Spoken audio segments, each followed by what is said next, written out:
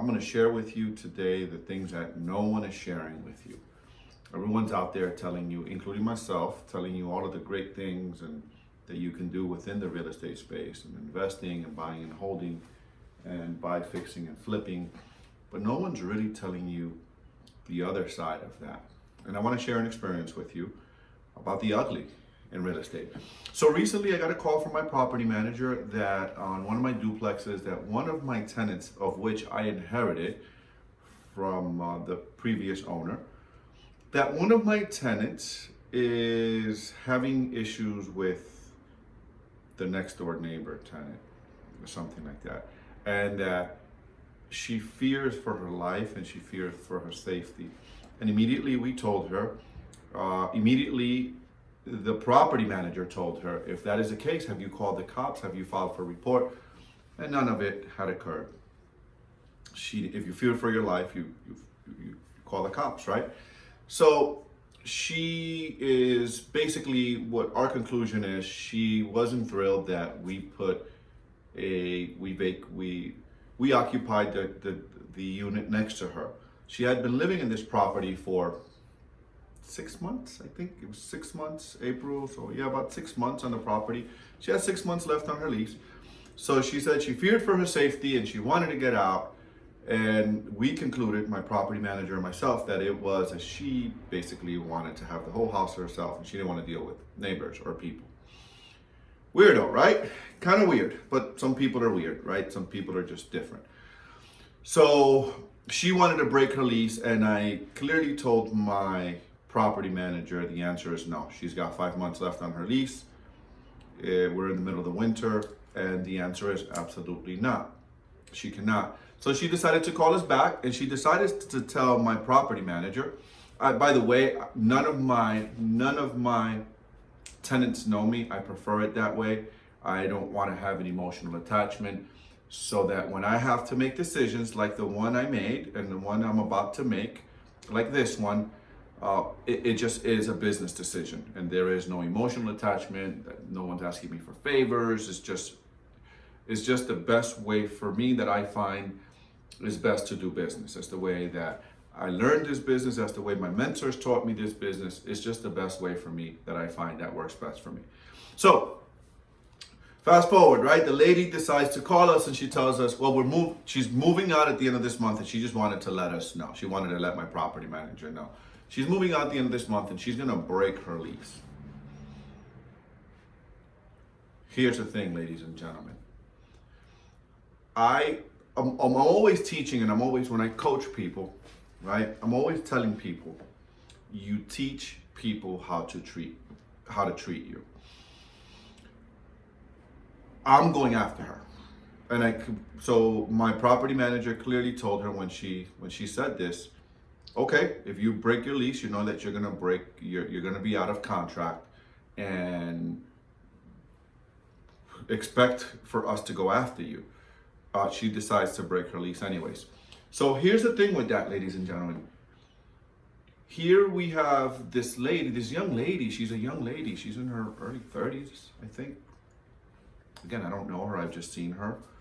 And because she didn't get her way, she is going to break a contract, right? A contractual agreement.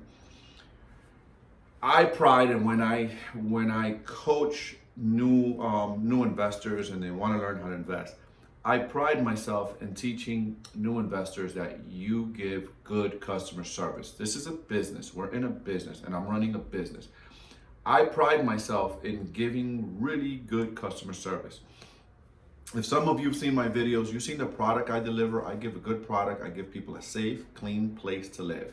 And when there's an issue, I pride myself when there's an issue, a leaky faucet, a toilet or something, my property manager, I have standards for her, and you get our handyman there within 24 hours, if not the same day. We give good service. I give a good product, I give good service because I want to retain good clients. Turnover is expensive. I want to retain good customers long term, right? This is a business. Now, the flip side to that, you got people like this. Sometimes you get people like this when you get people like this, or when I get people like this, it happens. It happens. This is where, if you're not careful as an investor, you can wind up in trouble. Now, I'm going after her. That's a separate issue. We're gonna go after her for the balance of those 5 months that she's gonna owe us when she walks away. We're gonna go after her. Absolutely. We're gonna put it out there. So if another landlord does a background check on her, they can see her behavior. We're gonna go after her. But here's the thing, ladies and gentlemen. Some people, this is how some slumlords, and I'm gonna call them as they're called. This is how some slumlords are created. When you look at a situation, or you think of a situation like this, right? Now you have a property that I have to paint. Now I inherited this tenant. Remember, I inherited, so I haven't done nothing in there. She was in there, so I didn't fix anything in there. So I have to go in there. I have to paint. I possibly have to change some kitchen cabinets. I'm gonna have to change some bathroom sinks, faucets, or some minor things like that. I'm gonna have to put new floors. So I'm gonna have to do an investment to bring it up to my standards and get top-notch rent, right? Because again, I'm running a business. Here's where some landlords get in trouble. If you're not running your business like a business, and you're not putting money aside every month for things like this, something like this happens. Now you have a vacancy issue. Now you have a turnover issue. Now you have a turnover that you have to turn this property and get it fixed. You got to turn it, right? You got to market it. If you are eating all of your profits as an investor, this is how you get in trouble. This is how investors get in trouble, and then they just slap some shit real quick. They put crappy people in there, and the property just gets worse and worse and worse and worse, because they're not looking at their numbers like a business. They're not taking the numbers and saying 5% for vacancy, 10% for maintenance and repairs. They're not equating those things, and instead when the rent comes in, they're paying taxes, insurance, and they're taking everything. All right. So if you're an investor, you have to learn how to run your numbers.